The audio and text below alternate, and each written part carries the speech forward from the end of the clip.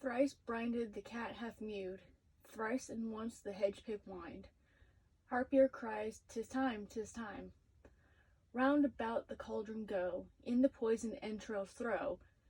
Toad that under coldstone days and nights has 31 sweltered venom sleeping got, boil thou is the charmed pot. Double, double, toil and trouble, fire burn and cauldron bubble. Fillet of a fenny steak in the cauldron boil and bake, eye of newt and toe of frog, wool of bat and tongue of dog, adder's fork and blindworm's sting, lizard's leg and owlet's wing. For a charm of powerful trouble, like a hell broth boil and bubble.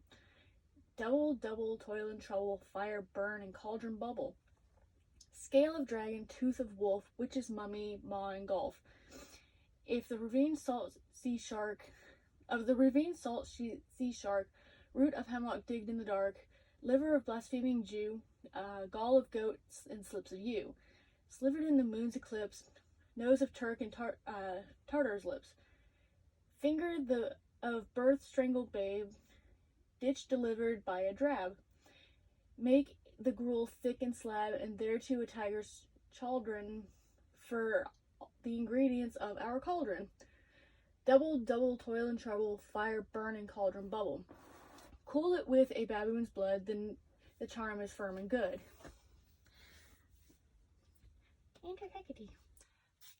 Oh, well done! I commend your pains. Everyone shall share in the gains. And now about the cauldron sing, live elves and fairies in a ring, enchanting music that puts you in, music and a song, black spirits.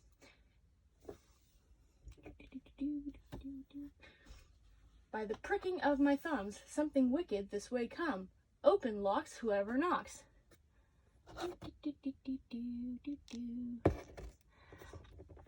How now, you secret black and midnight hags? What is it that you do? A deed without a name. I conjure you, that by which you profess, however you come to know it, answer me. Though you untie the winds and let them fight against the churches, though yesty waves confound and swallow navigation up, though bladed corn be lodged and trees blown down, the castles topple on their warders' heads, though palaces and pyramids do slope their heads to the foundations, though the treasure of nature's Germans tumble altogether, even till destruction sickens me, answer me for what I ask you. Speak, demand, will answer. Say, if thou'dst rather hear it from our mouths or from our masters. Call 'em and let me see 'em. Pour in sow's blood that hath eaten her 9 farrow, grease that's sweatin' from the murderer's giblet throw into the flame. Come high or low, thyself an office deftly show. Tell me, thou unknown power. He knows thy thought, hear his speech, but say thou not. Macbeth, Macbeth, Macbeth. Beware Macduff, beware the Thane of Fife. Dismiss me. Enough. Whatever thou art, for thy good caution, thanks. Thou hast harped my fear, aye. But one word more. He will not be commanded. He is another, more potent than the first.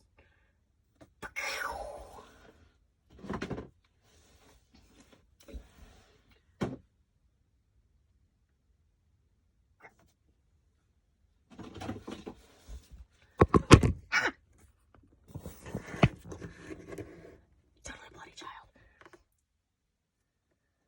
Macbeth! Macbeth! Macbeth! Had I 3 ears, I'd hear thee.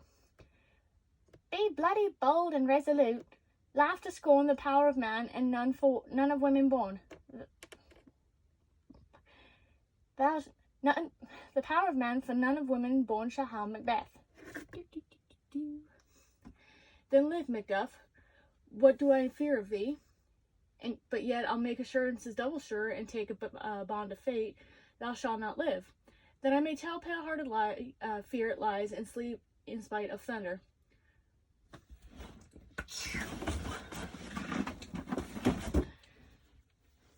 What is this that rises like the issue of a king and wears on his baby brow round and top of sovereignty?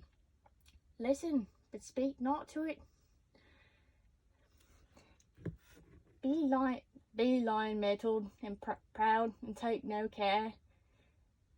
Who chafes and who frets, or where conspiracies are, Macbeth shall never be vanquished until a great Burnham wood to hide Dunsinane Hill shall come against him. That will never be. Who can impress the forest, bid the tree, unfix his earthbound root? Sweet bodements, good. Rebellion's head rise never till the wood of Burnham's rise, and our high-placed Macbeth shall live the least of nature and pay his breath. To time and mortal custom, yet my heart throbs to know one thing. Tell me, if your art can tell so much, shall Banquo's issue ever reign in this kingdom? Seek to know no more. I will be satisfied. Deny me this, and an eternal curse shall fall on you. Let me know. What sinks that cauldron, and what noises is this? Show! Show! Show! Show his eyes and grieve his heart. Come like shadows, so depart. Thou art too like the spirit of Banquo down.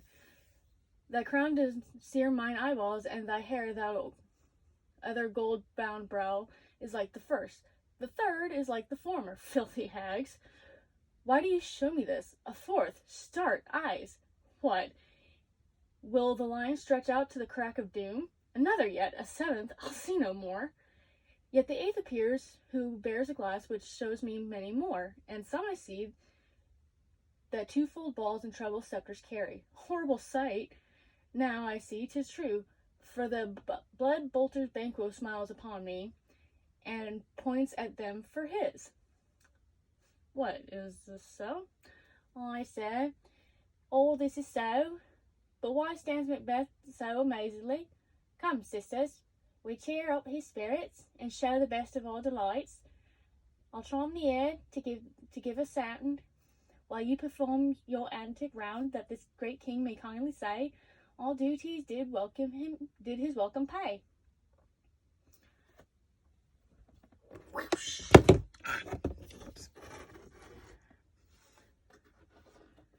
are they? Gone? Let this pernicious hour stand I accursed in the calendar. Come in, without there. Sup? What's your grace's will? Saw you the weird sisters? No, my lord. Came they not by you? No, indeed, my lord. Infected be the air whereon they ride. Damn to all those that trust them, I did hear the galloping of a horse. Who was come by? 'Tis 2 or 3, my lord, that bring you word Macduff has fled to England. Fled to England? Aye, my good lord. Time thou anticipatest my dread exploits. The flighty purpose is never o'ertook. The deed go with it, and from this moment the very firstlings of my heart shall be the firstlings of my hand. Even now, to crown my thoughts with acts, be it thought and done, the castle of Macduff I will surprise, seize upon Fife, give to the edge of the sword his wife, his babes, and all unfortunate souls that trace him in his line. No boasting like a fool. This deed I'll do before the purpose cool. But no more sights. Where are these gentlemen? Come, bring me to where they are. Okay.